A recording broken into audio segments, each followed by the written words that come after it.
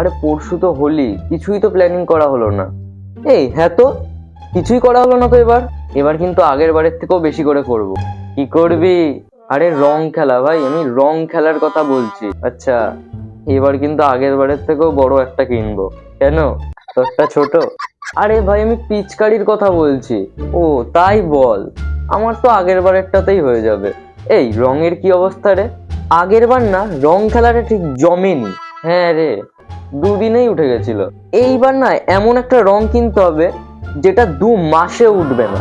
কিন্তু কোথায় পাবো এমন রং? আচ্ছা, এশিয়ান পেন্টস কেমন হবে?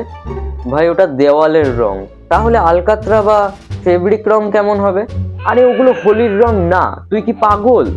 এখন তাহলে একটাই উপায়, কি বলতো? তুই না সুমিতকে ফোন কর।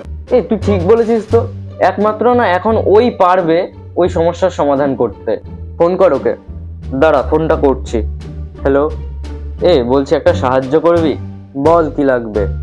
বলছি যে এবারের হোলিতে না এমন একটা রং দিয়ে খেলতে চাই যেটা 2 মাসেও উঠবে না, কিন্তু আমরা কোথাও পাচ্ছি না এমন রং। তুই কি কিছু আমাদের ব্যবস্থা করে দিতে পারবি? পারবি মানে আবার কি রে? ধরে নে তৈরি করা হয়ে গেছে, তুই আমাদের বাঁচিয়ে দিলি ভাই। কটা দিনই তো আর বাঁচবি রে।